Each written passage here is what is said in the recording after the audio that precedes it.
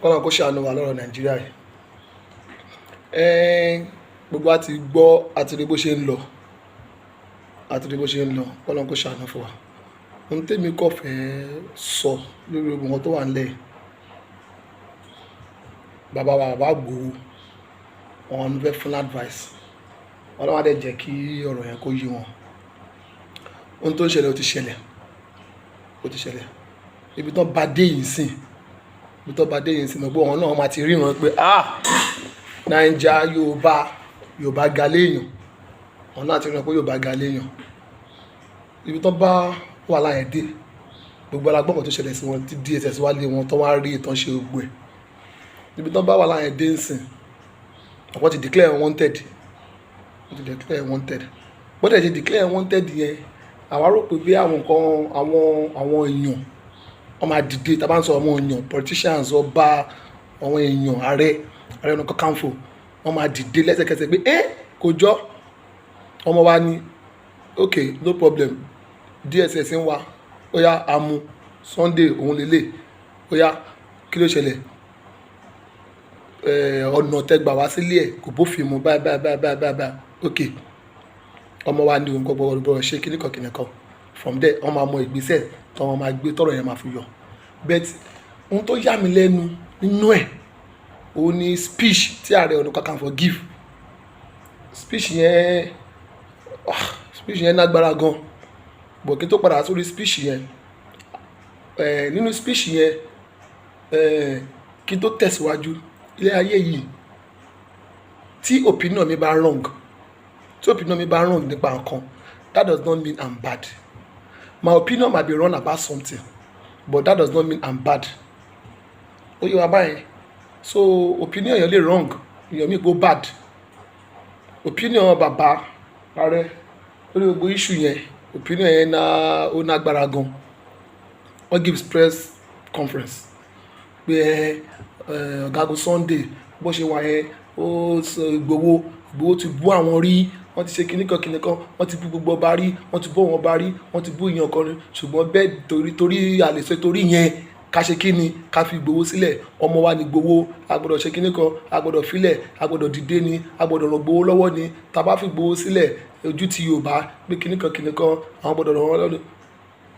Bàbá sọ̀rọ̀ dáadáa, bọ̀ wọn kọ́kọ́ lèmi fẹ́ rí mú láàrin ọ̀rọ̀ yẹn. Nílẹ̀ Yorùbá àwa náà kò pẹ́ tá délé ayé yìí náà, ṣùgbọ́n dá lójú pé àná kọ́ la dé, as in kò pẹ́ tá dé ṣùgbọ́n dá lójú pé àná kọ́ la dé. Orú ọ̀rọ̀ yẹn nílẹ̀ Yorùbá, with all due respect, nílẹ̀ Yorùbá tí ìjà bá pa èèyàn méjì pọ̀ àbí ẹ̀gbọ́n sàbúrò àbí alágbára méjì tí kòkó bá pa wọ́n pọ̀, tíjà pa wọ́n pọ̀, táwọn èèyàn dẹ̀ ti pè wọ́n, kọ́ ti bá wọn parí ẹ̀, gbà bàbá mi ọmọ mi tó ti bá wọn parí ẹ̀, tọ́wọ́n méjì dẹ̀ ti ń get along. Tí ẹni tí bá ṣẹlẹ̀ tó jẹ́ wàhálà fún èèyàn kan àbẹ́ni kejì, tí èèyàn kò dẹ̀ rí pé wàhálà tó ṣẹlẹ̀ sọ́gbẹ́ni yìí a gbọ́dọ̀ ràn án lọ́wọ́, èèyàn máa jáde, ó máa sọ̀rọ̀ gbà ọ̀gbẹ́ni yìí nǹkan tó ṣẹlẹ̀ sí o, a máa ràn án lọ́wọ́ ni o, a gbọ́dọ̀ filẹ̀ o, èèyàn wá ní o, fine. Bọ̀ kò ń ṣe pé kí èèyàn wá jáde kó wá sọ pé ọ̀gbẹ́ni yìí a máa ràn án lọ́wọ́ ni o, bó bá tiẹ̀ ti bú wa rí, tó ti bá wa jà rí, tó ti bú wa rí, ó bú ọba rí, ó bú mi rí, ṣùgbọ́n tí ẹ bá ń sọ yẹn, èèyàn ń sọ pé ìjà tán bá wa parí kò tọ́nu wa nìyẹn. Tí ìjà bá ti parí, you don't need to reference it to it again. So ibi tí èmi ti mú ààrẹ pé ààrẹ bàbá wọ́n ti parí ìjà yẹn fún yín, ẹ tún sọ pé ìgbà tí wàhálà yẹn kọ́ ṣẹlẹ̀, Chief Sunday Igboho ẹ̀yin náà kọ́ pé ààrẹ nǹkan báyìí ló ṣẹlẹ̀ lẹ́mi o. Ohun tó mú kí Sunday Igboho pè yín, definitely inú ẹ̀ mọ́ sí yín ni ẹ̀, kò ní any ill feeling sí yín ni ẹ̀. Gbàtẹ́ máa ṣe press conference wọ́n ti kó ti bú mi rí, ó ti bọ́ ba rí, ó ti bọ́ nílẹ̀ Yorùbá ìjà tó máa ti parí, èyí tó gbọdọ̀ máa sọ̀rọ̀ nípa ẹ̀mọ́, especially in the public place. Bí Sunday Igboho bàbá Igboho ṣe máa gbọ́ yẹn àtọwọn yan wọn mà ní ṣé wọ́n ti parí ìjà ẹ̀ tí wọ́n ṣe máa sọ̀rọ̀ báyẹn Sunday Igboho ọmọ wa ní nǹkan báyìí jẹ́ ká gba ọtí, a gbọ́dọ̀ filẹ̀ o kíníkan tí bàbá bá sọ̀rọ̀ báyẹn fine. Mọ̀ nǹkan tí bàbá tó lọ reference yẹn a máa dùn èèyàn pé àti bí màtí bàbá yẹn ti parí ìjà tó bá fẹ́ ràn mí lọ́wọ́ ó làbọ̀ tó máa sọ pé mo bú mo ṣe kíníkan, mo bú àwọn ọba pé kíníkan, gbogbo àwọn ọba tẹ́ ní Ìgbòho bú gbogbo wọn ti parí ìjà, ọ̀ní wọ́n ti bá wọn sọ̀rọ̀ ó bú wọn kò bú wọn he agreed ó dẹ̀ sọ̀rọ̀ bàbá Ìgbòho ti bá wọn sọ̀rọ̀ wọ́n ti parí gbogbo ẹ̀ why tí ààrẹ tún máa tún bọ́ síta wọ́n tún máa sọ pé ó bú wa bó ṣe kíní kan bó ṣe bú wa yẹn tán ìyẹn ò ní ká má ràn lọ́wọ́ gbogbo ẹ̀ mọ̀ ìrànlọ́wọ́ yẹn ní kọ́ má tó bá dọjọ́ wájú sìn tẹ̀ràn Ìgbòho lọ́wọ́ tán tí ìjọba fi Ìgbòho sílẹ̀ tó bá dọjọ́ wájú mú mọ́ àwa Yorùbá àádọ́ la máa sọ 20 years ago bàtà jàjà fún Yorùbá bó ṣe ṣe náà nìyẹn tó bú wa ọpẹ́lọpẹ́ wa tó àìpé bá tajìdé sí kéèsì yẹn ṣèjọba ti máa fílẹ̀ ní kò bá wà lẹ́wọ̀n dì sí kíníkan ẹ̀ mọ̀ Yorùbá amọ́ra wa ọ̀rọ̀ yẹn máa ti yọ bẹ́ẹ̀ ìdí tèmi ti fẹ́ advice olóyè Ìgbòho lélẹ̀ inú mi á dẹ̀ dùn tó bá lè share fídíò sọ́dọ̀ Koiki Media àwọn tó máa share sí so that olóyè Ìgbòho á lè rí olóyè Ìgbòho á lè mọ̀ olóyè Ìgbòho advice mi fẹ́ fún ibi tọ́rọ̀ dé yìí sìn ẹ̀yin lè máa jẹ̀jẹ̀ ara yín ẹ má dúró de ọ̀wọ́n ààrẹ kan àbọ̀wọ̀n ọba kan àbí kìnìkan ọwọ́ tó ẹ mọ̀ Yorùbá ni wá máa ń sìrègùn ni tó bá dọjọ́ wájú máa sọ kọ́ tẹ́mi fẹ́ kẹ́ ṣe é sí ibi tọ́rọ̀ yìí dé sìn ẹ dìde ẹ gba lọ́ọ̀yà bàbá wa Fálànà wọ́n pe ṣamṣam wọ́n ti sọ̀rọ̀ wípé bí DSS ṣe wọ́n yẹn kò bọ́ fíìmù kìnìkan ẹ bá bàbá Fálànà sọ̀rọ̀ bàbá Fálànà okay stand as my legal representative ẹ sọ fún DSS write to the DSS pé I will bring Chief Igboho to you in the next week because ìgbà tó DSS wá sílé ẹ̀ ó ṣeéṣe so you need to seek medical help so ń tọ́jú ara ẹ̀ medically at least in the next week ó máa wà fit he experience some trauma and some shock but I'm handing Igboho to you in the next a week or two so don't declare him wanted I'm bringing in I'm his legal representative he's under intensive medical care then baba Falana wọ́n á dẹ̀ file gbogbo tí ẹ kọ́ file ní Nàìjíríà bá ṣe wà bí ìlú ìṣeré sí tí wọ́n bá lè fún Boko Haram wọ́n ṣàn fún Boko Haram ní amnesty ọ̀hún Niger Delta wọ́n fún wọn amnesty wọ́n fún wọn state pardon ìjọba tó máa ná wọn lé wọn lórí wọ́n tún máa rehabilitate wọn kí lẹ́yìn ṣe ẹ̀yin ò tí ì ṣètò nǹkan tó wọn Boko Haram ṣe náà káti agree pé gbogbo nǹkan tí Igboho ṣe fine is against the constitution of the state fine baba but ẹ̀yin tẹ́ ṣe àwọn tó ń tì í tó sọ pé máa jó lọ mò ń wẹ̀ ìyẹn ẹ̀rí pé ibi tẹ́ jó dé ìsìnkú wọn ti fi ilẹ̀ pẹ̀lú kádà àti ìsìn wọ́n ti ń sọ̀rọ̀ àwọn tí wọ́n ti like approach yín tẹ́tẹ̀lẹ̀ tán wá bọ́ ẹ máa rí yín lẹ́pa opportunity everybody ti ń sọ̀rọ̀ sí ṣó tán ṣùgbọ́n ẹnu ẹ gbọ́rọ̀ ṣùgbọ́n ń búyàn ní pé kíníkan so ó ti kàn yín kan lẹ́dàá yín sìn ẹ fi gbogbo wọn sílẹ̀ ẹ bọ́ta omi ilẹ̀ sọ́dọ̀ DSS kọ́kọ́wé seek for amnesty gbogbo nǹkan tí mò ń ṣe yẹn wo gọ́ọ̀mẹ̀ntì nǹkan tí Buhari fẹ́ nìyẹn gbogbo nǹkan tí mò ń ṣe yẹn federal government Buhari ẹ má bínú bó ṣe ká mi lára sí ni ẹ̀yin náà ẹ máa wò náà wọ́n lọ sí kinní wọ́n lọ pa àwọn èèyàn mi wọ́n pa Dr. Bolosade wọ́n pa àǹtí mi nǹkan tí mo ṣe nìyẹn pé bọ̀ ní ìdẹ̀mọ́ pé bó ṣe máa rí nìyẹn pé gbogbo wọn tó dẹ̀ dúró pé kinní kan ẹ ṣáà máa bínú amnesty Buhari bó ti gbọ́ approach tí mò ń lò if you are not comfortable with it no problem give me state pardon and amnesty ìbọn tó ní wọ́n rí lé mi èmi kọ́ ni mo ní mi mọ bí mo ṣe jẹ́ tẹ́ bá dẹ̀ jẹ́ pé mi náà ni mo ní give me amnesty I'm sorry wọ́n ṣàn bá bọ̀ lọ́wọ́ Boko Haram tọ́dẹ̀ ń fún Boko Haram ní amnesty tọ́dẹ̀ ń fún wọn ní state pardon you understand so mo mọ̀ pé baba Falana wọ́n máa mọ bó ṣe máa sọ bó ṣe máa prove lọ́nà òfin pé ìbọn tẹ́ bá nílé ọ̀gbẹ́ni ti ẹ̀kọ́ you understand because like wọ́n wá the normal norms ni wọ́n ṣe video wọ́n ṣe everything wọ́n rí gbogbo wọn wọlé wọ́n wá lọ́sàn-án gan wọ́n á lè mọ̀ pé èmi kọ́ ni mo kó lè wá o ìwọ kọ́ ni mo kó lè wá o pé kìnìkan ẹ mọ orúkọ báyẹn so baba Falana mọ̀ pé wọ́n mọ̀ as a legal system wọ́n mọ̀ bọ́ yẹn máa handle gbogbo àárín yẹn you understand so Alhaji baba Igboho ẹ jáde ẹ seek for pardon kẹ jàjà ara yín kẹbẹ pé tẹ bá sọ pé ẹ bẹ̀bẹ̀ nǹkan tẹ ṣe ẹ ṣe bẹ́ẹ̀ ẹ mọ̀ pé government lẹ ṣe kí ni lẹ bá lẹ́jọ́ kò ń ṣe ọba onídọ́jọ́ iwájú kọba kan máa wí àbí kéèyàn kan máa ní ẹ tó máa ṣe ọ̀pọ̀lọpọ̀ àwọn kìnìkan lọ́ọ̀yà lẹ́gbà and you pay legal service and if you are MC ẹ̀dẹ̀ máa wá court ẹ̀ máa ṣe kéèsì yín wọ́n á fi gbogbo document yín padà pé ẹ̀dẹ̀ sọ pé kò no problem wọ́n máa wá guarantor yín tó máa dúró fún yín you understand wọ́n máa ṣe kéèsì bá wọn fa àwọn kan tó bá ti sọ pé amnesty lè fẹ́ pé okay no problem anything you are not against the state pé okay you want to do addition fine but if that approach that you use the government is not comfortable with it we will not use that approach again we will be dialoguing àwọn àbáyé sọ yọba tó fi yín ní wọ́n lọ wọn láti rí Buhari láti rí àwọn èèyàn ní gọ́ọ̀mẹ̀ntì pé bàbá bó ṣe ń lọ lélẹ́yẹ náà ẹ̀wọ́ kìnnìkan ẹ̀ mọ orúkọ báyẹn so approach tẹ máa bá wọn ta nìyẹn pé the approach tẹ̀ ń lò tẹ̀lé tí gọ́ọ̀mẹ̀ntì náà wọ̀ fẹ́ yẹn no wàhálà ẹ ti gbọ́ ẹ̀dẹ̀ máa apologize amnesty ọmọ fún tó bá charge sí court ẹ máa ṣe kéèsì ẹ máa lọ ẹ máa bọ̀ ẹ ṣáà rí at least ṣòwò rẹ ó ṣáà ń ṣe kéèsì ẹ lọ ó ń bọ̀ tó bá dẹ̀ yà mọ̀ pé tí tó ti di pé ẹ ti fún wọn ẹ ti request for amnesty ẹ ti assure government pé you don't have anything to do with them again wàhálà pé wẹ́ ààrẹ ọ̀nà kakanfò ti sọ pé approach tẹ̀ ń lò kó wà okay so ààrẹ dẹ̀ ti ní àwọn ní approach tọ̀ wọ́n wà okay ẹ̀yin náà dẹ̀ sọ fún àwọn Yorùbá bí tí mo bá dé yìí orúkọ mi tó wà lóòótọ́ pé Ọ̀gbẹ́ni Sunday Igboho ó dìde ó bá wọn fà á ọlọ́pàá wálé ẹ̀ wọ́n mú wọ́n gbé wọ́n ṣe ogbẹ́ ó fà á kò yọ ẹ ti fà débi kan ẹni tó bá níbi tẹ fà dé yẹn ẹ fà tó kó náà ṣe kí ni kó kọ́ntínú ibi tẹ́yìn náà fà dé ṣùgbọ́n ẹ ti ṣe wọn bá tí ẹ lè ṣe bẹ́ẹ̀ ń ṣe tí yẹn téèyàn 20-50 Nàìjíríà bá ṣe bẹ́ẹ̀ á níbi tó máa yanjú dé bọ̀ ẹ ti ṣe ti yín sìn ibi tí mo ṣe dé leléyìí o fine ààrẹ dẹ̀ ti ní approach tí mò ń lò yẹn approach yẹn ò dáa pé ó ní approach tó wọ́n ń lò as Ààrẹ Ọ̀nà Kakanfò ó ní approach tó ń lò so approach tá a rẹ̀ ń lò yẹn náà ni kí a máa follow Ọlọ́run á ṣe kí ni Ọlọ́run á ràn wá lọ́wọ́ á gba Oòduà Republic fún wa tó bá dé pé yín sí conference press conference àtúntọ́ ni ààrẹ ti sọ pé approach yẹn ò wá okay o so èèyàn lè kí n bájọba jà kó borí bàtà dẹ̀ bájọba fà àwọn tó ń dúró sẹ́yìn wa àárí èèyàn kan wọn ò yọjú èmi okùn mi okùn ẹlẹ́dàá mi ni you understand so pẹ̀sẹ̀ máa ṣe lórí kéèsì yẹn ni Ọlọ́run ẹ̀dẹ̀ máa lọ kéèsì yẹn máa lọ kíá wọ́n máa fi ń pálí yín wọ́n máa fi ń gbẹrù gbogbo tó dẹ̀ bá nílé yín wọn ajá wọn ja agbára their normal thing àbí ṣé kí ni ìyàtọ̀ ń tọ́bẹ̀ ṣé èèyàn ló gbàdí ni normal thing fún prevention ni àṣà mi ni tí n bá lò mo lè kú àṣà yín ni cultural something ní ilẹ̀kẹ̀ ohun tán rí yẹn ohun aṣọ ni is a cultural something design ẹ̀ òfin mú yẹn pé ṣùgbọ́n Fúlàní ṣáà ń wọrú ẹ̀ kiri ẹ ṣáà máa rí múra wọn Fúlàní tó máa gbé gbogbo ẹ̀dá ní so normal thing yẹn kò sọ ọ́ lórí wọn máa kó gbogbo nǹkan irú yín fi padà gbogbo mọ́tò yín tó bàjẹ́ tọ́bàjẹ́ ti sọ fún amnesty tó ti sí pé ó ti tán gbogbo mọ́tò yín tó bàjẹ́ gọ́ọ̀mẹ̀ máa san wọ́n ṣàfún Boko Haram lówó ẹnu adé wọn tọ́jú yín wọn gbowó owó mọ́tò mi tó bàjẹ́ mọ́ ẹni tó bá dẹ̀ ní ẹgbowó náà nìyẹn Yorùbá nation ẹ̀yin mọ̀ ọ̀nà ọkàn yín ẹ ti ṣe tán àwa tàdé rí àwọn èèyàn tán rí yín wọ́n mọ̀ pé Ìgbòho ṣá Ìgbòho try ó gbìyànjú ó ṣe ohun tó lè ṣe àmọ́ a fi gbogbo ẹ̀ sílẹ̀ fún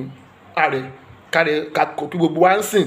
approach tí ààrẹ níyẹn gbówó òkè yẹn táwọn máa fi ṣe yẹn approach na ma tẹ̀lé on a very serious note that approach my work fine it will work it might work ká máa tẹ̀lé wọn èèyàn kí n bá gọ́ọ̀mẹ̀ntì abájẹ́ ká sọ tòótọ́ fúnra wa tòótọ́ náà bàbá Ìgbòho èèyàn kí n bá gọ́ọ̀mẹ̀ntì fa sùrùtù kéèyàn borí government is a constitutional authority government is a constitutional authority you can't fight the government and believe that you can just go scot free like that government nágbára wọn ní ìjọba amúnimóògùn nágbára ó ní gbogbo ẹ̀ Jonathan Bod ẹ ti milẹ̀ ẹ ti kíni ẹ ti milẹ̀ ẹ ti ṣèkìlẹ̀ wọ́n ti gbọ́ pé Ìgbòho ṣèkìlẹ̀ ó ti wà rẹ́kọ̀d gba Ìgbòho jáde ó jà ṣùgbọ́n bọ́mọkùnrin yẹn ṣe jà tó àwọn tó yẹ kó support àwọn bàbá wa lọ́tún lọ́sì kò sẹ́ni tó gbogbo wàhálà yẹn ṣe ṣẹlẹ̀ sí àwọn main bàbá wa àwọn bàbá àti ìrìn tó give press report definitely àwọn náà bí àwọn wà comfortable pẹ̀lú approach yẹn nìyẹn you understand ìgbà tó lè ti wà comfortable pẹ̀lú approach yẹn sit down èèyàn kan ń dá wa dé so approach tí ààrẹ fẹ́ Ààrẹ Ọ̀nà Kakanfò ká approach yẹn máa tálẹ̀ bá dẹ̀ nídìí ẹni tí Sunday ibi tá a bá dé lélẹ́yìí o ànídìí ẹ̀ fún kankan tó máa pè ẹ̀ ṣé approach yìí náà ẹ̀ sọ̀rọ̀ Yorùbá nation náà no going back no ń tààrẹ sọ ẹ jẹ́ máa wò ààrẹ ẹ jẹ́ ń sọ kíní kan fún yín bàbá mi Ìgbòho nǹkan kan wà tó ń bí ààrẹ nu tẹ̀lé ṣe mistake mẹ́yẹn ṣẹ́rí tó bá pè èèyàn ní Ààrẹ Ọ̀nà Kakanfò Ààrẹ Ọ̀nà Kakanfò Yorùbá land is a title tó yí tó nípọn Ààrẹ Ọ̀nà Kakanfò tó bá ṣe é ṣe ni tó máa ń sọ̀rọ̀ nípa Ààrẹ Ọ̀nà Kakanfò wọn ní Yorùbá wọn á kọ́kọ́ sọ̀rọ̀ tó bá ṣe é ṣe wọ́n lè máa dárúkọ Ààrẹ Ọ̀nà Kakanfò kó tó máa dárúkọ wọn bákan Ààrẹ Ọ̀nà Kakanfò Ààrẹ Ọ̀nà Kakanfò anything tó bá concern Yorùbá race in general anything tó bá concern Yorùbá race in generally Ààrẹ Ọ̀nà Kakanfò ló máa dìde ló máa sọ̀rọ̀ ló máa take steps gbogbo wọn tó bá ní idea tó bá ní advice wọn wá sára ọ̀dọ̀ ààrẹ wọn máa sọ fún ààrẹ bá ṣe máa ṣe wọn àtàrẹ ààrẹ ló máa gbá fóònù ló máa sọ̀rọ̀ ààrẹ ló máa pàṣẹ bẹ́ẹ̀ ṣe ṣe yẹn mo ò lè parọ́ fún yín ó ṣeé ṣe kó bí ààrẹ nínú being the kind of person he is you can see it as a stain to his personality èmi Ààrẹ Ọ̀nà Kakanfò èèyàn kan máa jáde ó máa náà ló máa coordinate bí Yorùbá ṣe fẹ́ bí Oòduà Republic ṣe fẹ́ rí òun ni warrior it can be a stain to his personality depending on the kind of person he is his orientation ademari ààrẹ mi tó ní rí as an issue tó bá ààrẹ yẹn gan ló tún máa wá ló máa consult lọ́wọ́ Ìgbòho pé Ìgbòho ok àjọ máa kò ní máa dúró pé Ìgbòho gbọdọ̀ wá bá mi gbọdọ̀. That is the difference between you and ààrẹ. Ààrẹ saw himself so superior to you in everything, being the Ààrẹ Ọ̀nà Kakanfò, and which is true. It may feel like that. Lápẹ̀bí náà ni Ààrẹ Ọ̀nà Kakanfò. We are talking about the Yoruba race, Yoruba freedom fight. It must come from the table of the Ààrẹ Ọ̀nà Kakanfò. All instruction must come from the table of Ààrẹ Ọ̀nà Kakanfò. Ibi tẹ́mi ti di pé bàbá Ìgbòho ṣe mistake díẹ̀ nìyẹn. You understand? But nevertheless, bí Ìgbòho bàbá Ìgbòho ṣe dìde tọ́ lọ sí Ìgàngán tọ́ lọ ṣe gbogbo tọ́ pa yẹn tọ́ fún Fúlàní yẹn lóhùn tọ́ ṣe gbogbo yẹn wọ́n ṣe gbogbo yẹn tán àtúmọ̀ àyìn wọn ni. Ààrẹ ṣàwọn àmì láti jọjọ tó ti ń pa wá tó ti ń pa wá tó ti ń pa wọn yàn, kò sẹ́ni tó dìde náà. Wọ́n ní àwọn náà OPC lọ gbé kí ló kò sẹ́ni tó dìde tó jáde tán bẹ́ẹ̀ ṣe jáde tán yẹn. So there's credit to you. Bóyá wọn yẹn bóyá káàrẹ̀ kọ́ sọjú nù gan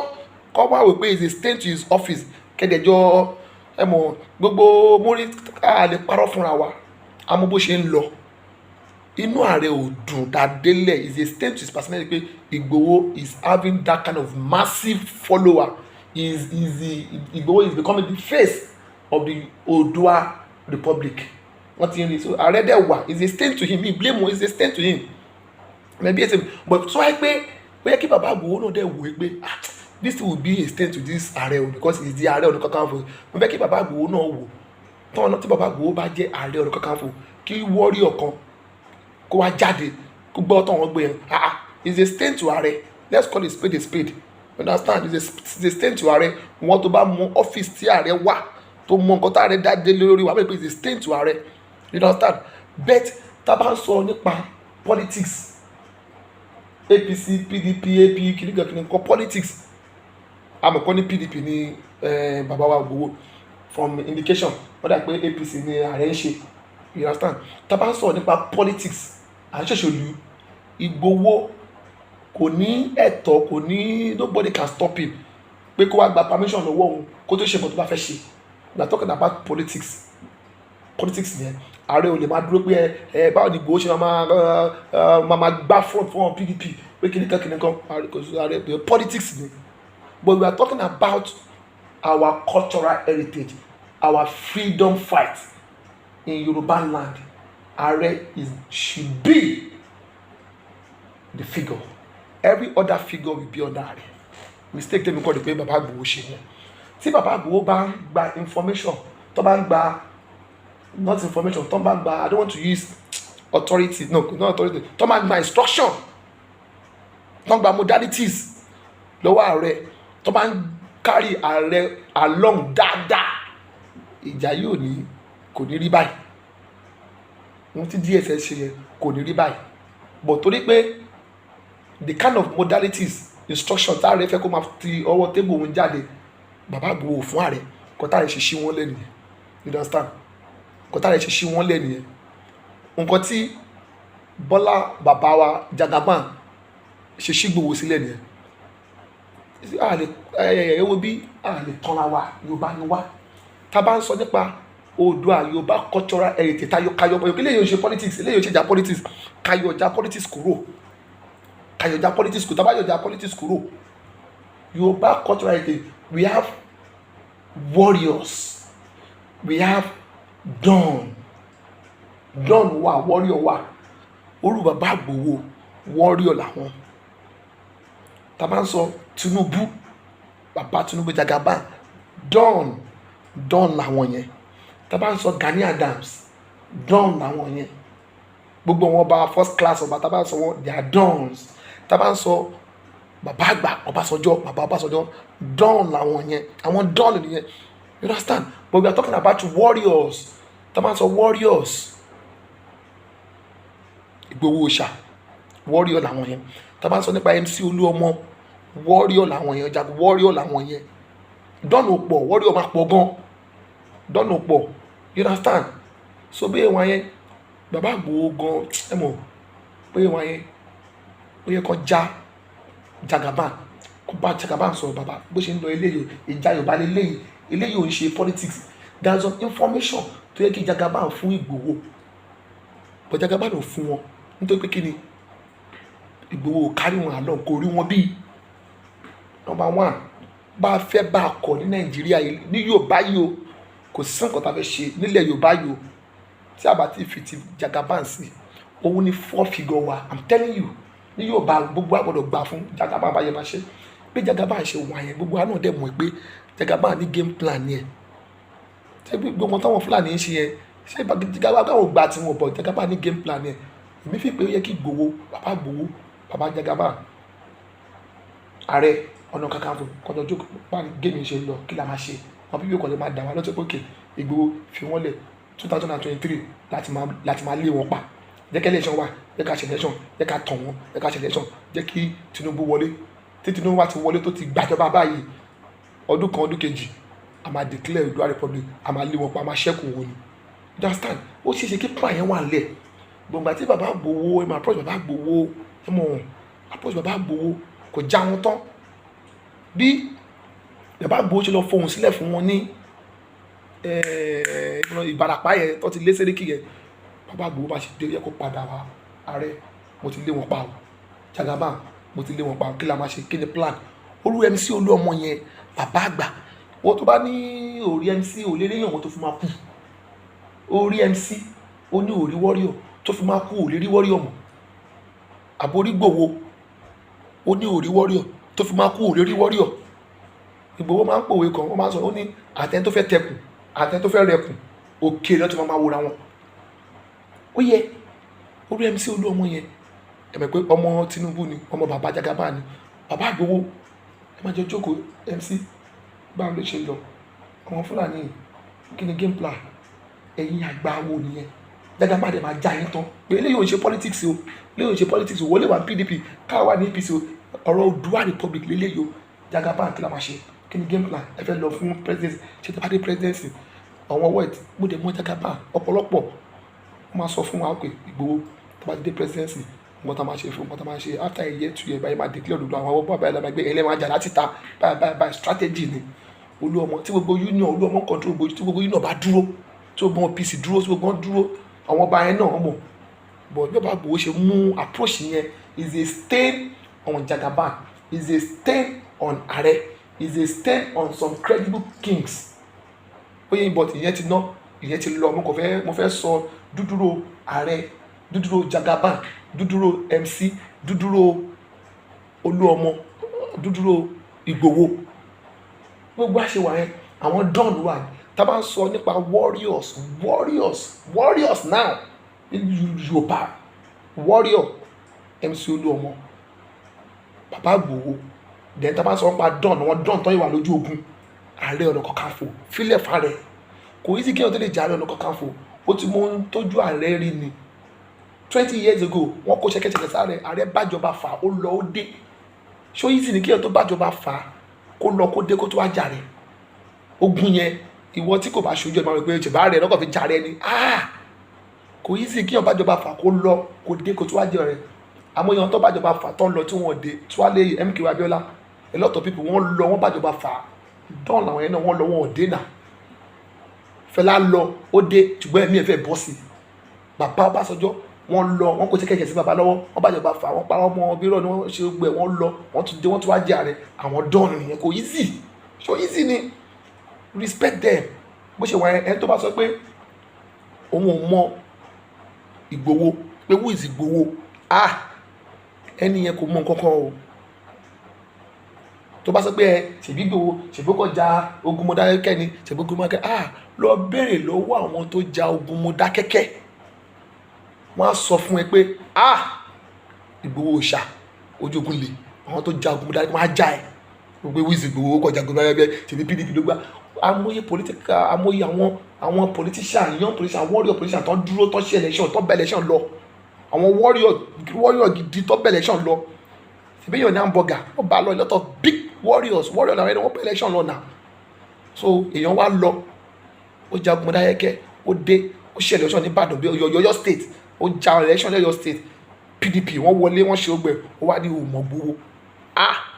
lọ́wọ́ tán custom bí bàbá ṣe padán ní custom bó ṣe lọ bó ṣe bọ̀ ó wá ní òmò Ìgbòho. Wọ́n tó bá mọ̀ Ìgbòho ò lè mọ̀yàn mọ́ tó bá ní Ìgbòho báwo pé kí ní kò ò lè mọ̀yàn is a warrior. tó máa ń pe ọkùnrin DSS wọ́n wá battalion wọ́n wá káyọ̀ mọ́lé wọ́n dẹ̀ mọ̀ kó wọn lé wọ́n ń gbúrú ẹ̀ wọn ò rí mú ó lọ mọ́ wọn lọ́dẹ̀ ń wò wọ́n tí tó fi lọ ó tún sọ̀rọ̀ ó wá ní who is Igboho olúwa ọ̀ òun sọ pé who is MC or who is MC ṣé o pé ó easy kéèyàn tó lè di chairman road union ni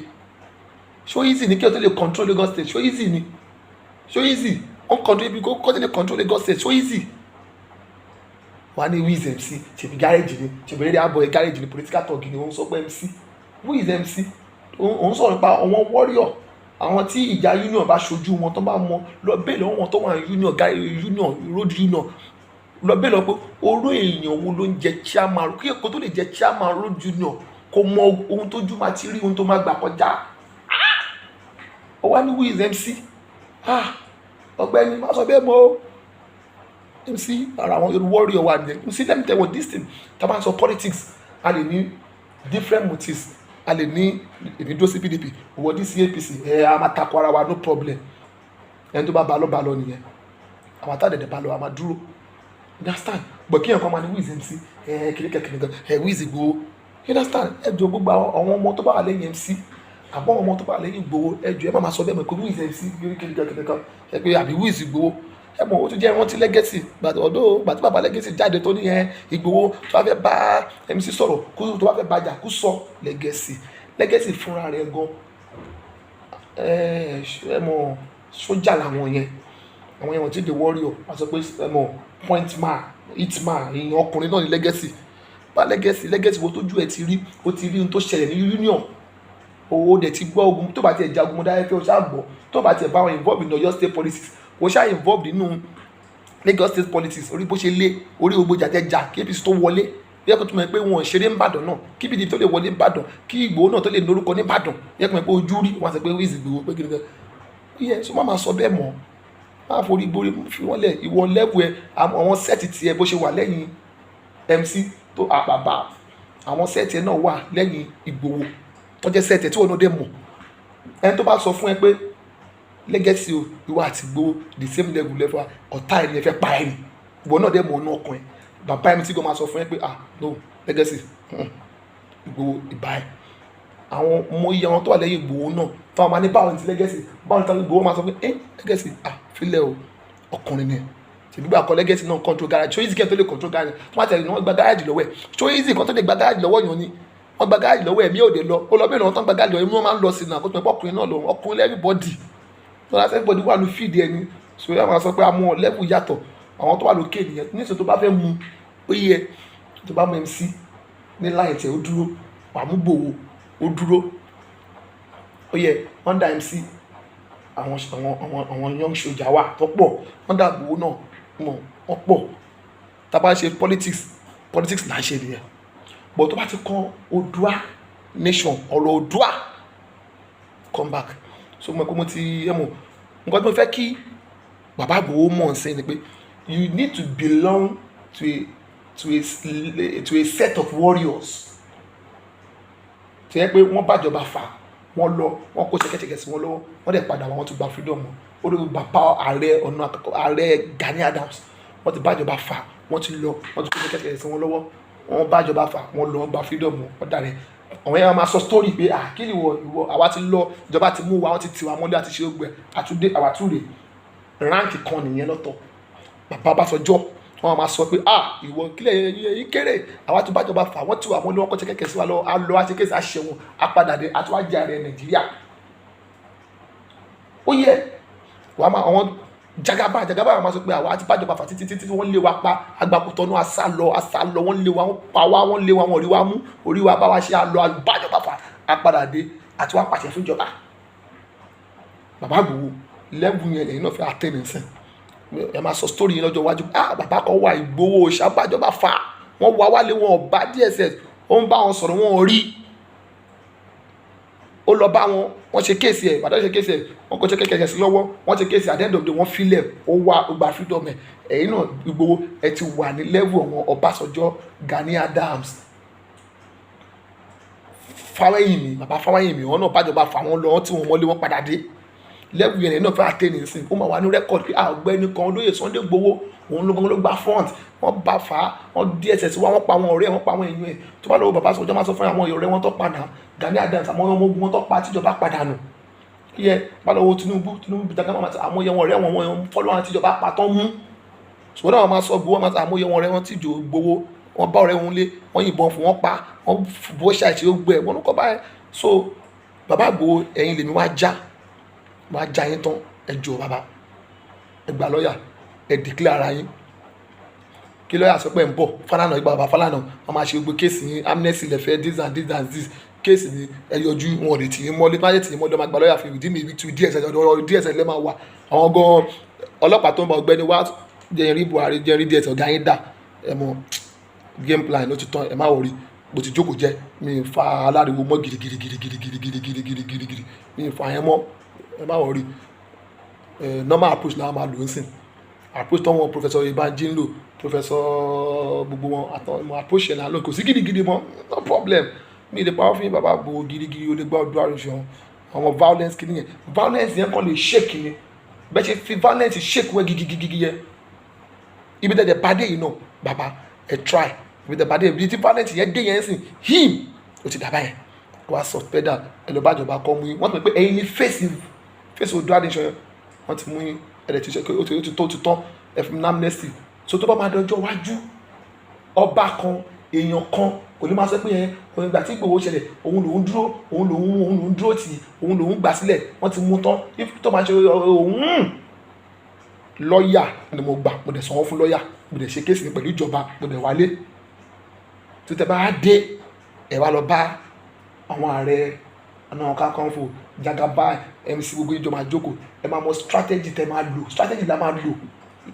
strategy tẹ́yìn bá ti lò lókè yẹn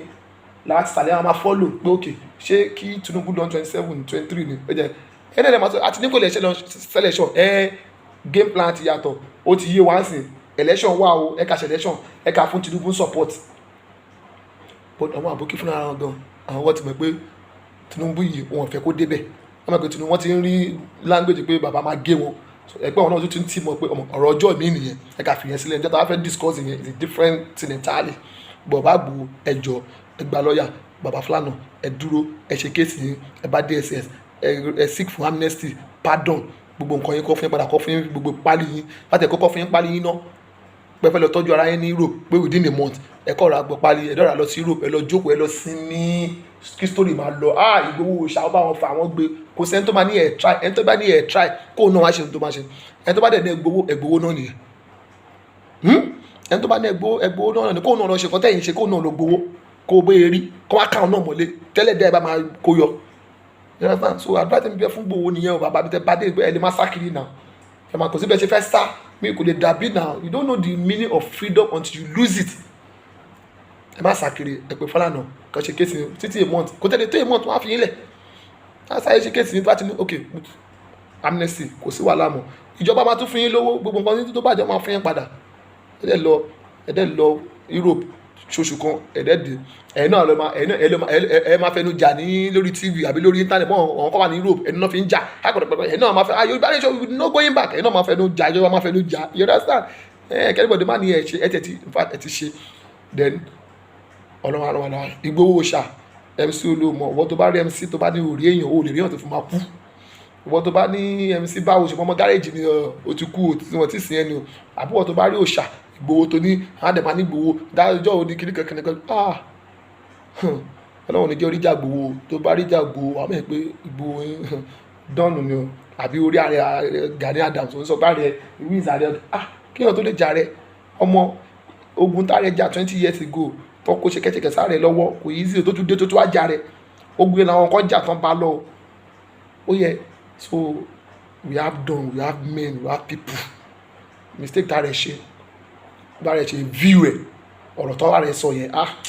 ọ̀rọ̀ yẹn I don't think it's ọ̀rọ̀ wọ́n ti sọ nìyẹn náà Ìgbòho ló dẹ̀ máa mọ ọwọ́ tó máa gbé lórí issue yẹn bá rẹ ti dé ààrẹ àdúpẹ́ lọ́wọ́ but you don't have any issue with him ìgbà tó ń mú yín ààrẹ lẹ́yìn kọ́ pé ààrẹ adúpẹ́ àti lọ àti dé o approach tẹ̀lé fi pé èmi fẹ́ jáwọ́ díẹ̀ sí mi fẹ́ sinmi ẹ̀yẹ máa bá ṣẹlẹ̀ jẹ́ tẹ̀lé kọ́ lọ sí Germany kí tẹ̀ lọ sinmi náà kí lọ tọ́jú ara mi bàbá yẹn máa báṣẹ lọ bí tábà dẹ̀ bá dé máa pè yín máa gbọ́ update lẹ́nu yìí o so girigiri tèmi ṣe yẹn awareness mo fún wọn mo kàn mọ́ fún wọn ní awareness gidigidi máa ti bọ́dà máa ti lé máa ti bọ́dà máa ti gbogbo yẹn awareness ní kọ́ bá mi pé wọ́n ti léwu wọ́n ti sún wa tán awareness ni Ìgbòho lè ti bọ́dà ṣé bọ́dà wa jẹ́ géètì Ìbàdàn poli tó ń tì ní Jonathan bàbá tí sọ́jà àwọn mìíràn bá wá lé mi tí èèyàn mẹ́rin bá padà wọ́n dọ̀fẹ́ gbogbo yẹn ọ̀rọ̀ ní àkọsọ yẹn kọ́ máa fún mi pé àwọ̀ àlè fún wọn gbogbo wọn ọ̀rọ̀ yẹn kìnnìkan kìnnìkan lọ́jọ́ máa bẹ́ẹ̀ ra bọ́n gbogbo wọn fídíò yẹn yàtọ̀ gbogbo yẹn bá dẹ̀ jẹ́ títí ẹsẹ̀ bá dẹ̀ mú ẹ tó tọ́ ni ẹ fún mi ní amnesty ẹ ṣáà fún Boko Haram ní amnesty ó ti tán ẹ dẹ̀ lọ sí Germany ẹ ṣayé ẹ lóṣù kan ẹ dẹ̀ padà dé jẹ́jẹ́ ààrẹ bọ̀lẹ́bàdé approach wo la ń lò ẹ dẹ̀ mọ̀ ẹ ti ṣe ó ti wà ní record you done your past you understand so gbogbo wọn bá wá bá dẹ̀ wù wọn mọ̀ kọ́ ọ̀nà máa ní wọ̀ kọ́kọ́ ṣe kọ́ máa ẹ̀mọ̀ kọ́lọ́n kó ṣàánú fún wa Ìgbòho ṣá MC Jagaban Ààrẹ Ọ̀nà Kakanfò ọlọ́wà fún odò àṣírò understand so that just it next video ẹ̀ tó máa gbọ́ ẹ̀mọ̀ ẹ̀ ṣíà ẹ̀ mo fẹ́ kó dọ́dọ̀ Ìgbòho kó dọ́dọ̀ MC kó dọ́dọ̀ Jagaban kó gbọ́n gbọ́ so ká mọ̀ báyìí máa strategize understand so bẹ́ẹ̀ rí nìyẹn kàtẹ́ kéèsì Ìgbòho ní kókó ń sìn bàbá Ìgbòho lọ síbẹ̀ declare rẹ̀ kọ́ rí ẹ kò lè ṣe kéèsì pẹ̀lú DSS tó máa fún ẹ ní bẹ́ẹ̀lì ọgbà bẹ́ẹ̀lì bàbá Ìgbòho láti gba bẹ́ẹ̀lì Ìgbòho máa lọ fún ẹ pálí ẹjẹ lọ tọ́jà míì sáná máa dúró fún mi ní ìkú bá tẹ̀bí wọ́n dúró fún Kánú wọ́n yẹn máa dúró náà èrò pọ̀ tó máa kó lọ tọ́jú ara ẹ̀ adé àwọn máa ṣe kéèsì ẹ̀ ẹ̀dẹ̀ máa wò jẹ́jẹ́ yín you are not violent again ẹ̀kọ́ máa wò jẹ́jẹ́ títí díẹ̀ dá ti pé ẹ̀ máa fún gbogbo ẹ̀tọ́ yín padà understand so tó bá máa dọjọ́ wájú ọba kan èèyàn kan ni máa ní ọ̀nà ọgbà Ìgbòho sílẹ̀ mo fa wàhálà mi mo fàdójú ẹ̀ àwọn tí mo rò pé ó máa dúró tì mí mi rí wọn èmi náà dẹ̀ ni mo lọ mo fara mi sílẹ̀ mo gba lọ́ọ̀yà mo bá mi ṣe kéèsì mo dẹ̀ dúró I dẹ̀ follow approach tẹ̀mí ẹ fẹ́ girigiri tẹ̀mí kàn ṣe yẹn mo kàn fi ṣe fún ẹ pé Yorùbá à ń ṣọ̀lẹ o understand so gbẹ̀yàn ọmọ ogun tẹ́ ṣe girigiri lẹ́yìn Ìgbòho ẹ máa jẹ́ kí wọ́n pé girigiri tá ṣe yẹn a kò fi jẹ́ kó fi yé wọn pé à ń ṣọ̀lẹ èèyàn bájọba fa àti dúró àtẹ̀mọ́ approach tí Ààrẹ Ọ̀nà Kakanfò àti ọgbọ́n bàbá wa ọba wa approach tó bá fẹ́ gbé ń sìn àwa ń tẹ̀lé wọn approach yẹn gbọ́ girigiri tí gbogbo wa ṣe yẹn a kàn ṣe ká fún wọn pé Fúlàní àwọn àlè girigiri tá a dẹ̀ ṣe yẹn àwọn gan Fúlàní gan wọ́n ṣe kí ni wọ́n kà àmọ́ pé population wọn reduce àwọn gan mẹ́pọ́n bí yìí wọ́n wà lé fáwọn girigiri yẹn nìyẹn kí ló ká kó calm down a ṣe girigiri mọ́ awareness tá a ṣe girigiri wa ti tó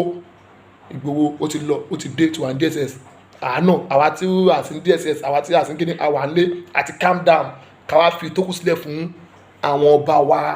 àwọn Ààrẹ Ọ̀nà Kakanfò àwọn Jagaban wa àfisílẹ̀ njọ́ tó wọn bá lẹ̀ ti ní ó yá ẹ ká gbé ní girigiri tọ́lẹ̀ ti sọ́jà de pé ó yẹ ká gbé ní girigiri gbogbo wa náà ṣe kí ni a máa gbé ní girigiri ṣùgbọ́n sí girigiri tá a kàn ṣe yẹn awareness fún Fúlàní nìyẹn pé àwa ń lé o ẹrù wà ń lẹ̀ you understand but àti calm down àti ń wò ká fi jà fáwọn ọba wa àti ààrẹ nísìnyí the sole responsibility of the Oòduà Republic Oòduà Kingdom kígbẹ́ náà ọwọ́ Ààrẹ Ọ̀nà Kakanfò ló wà ń sìn nítorí bá ti sọ strategy ààrẹ ti náà wọ́n ní strategy so strategy ààrẹ yẹn là ń dúró dè ọlọ́run adé fún wọn ìṣèlú kọjú sọ́nà máa fún ààrẹ ṣe strategy ayé kí ni adébẹ̀ so ẹjọ́ ẹ ṣe fídíò ẹ kó dé ọ̀dọ̀ Ìgbòho kí Ìgbòho rí kó dé gba lọ́ọ̀yà kan ṣe kí ni kó yanjú ẹ as I said this is my own opinion might be wrong right but that does not mean you should develop hatred don't abuse me I just share my opinion and advice tí Ìgbòho bá fi pé advice yẹn wà okay kàn mú lò that's why the way I express myself you can see I am not derogative with anybody I do not abuse anybody I just explain facts and figure procedures and if there's anything if you feel insulted the way I've shared my view please I'm sorry it's a personal view you can take it or you leave it. Yeah.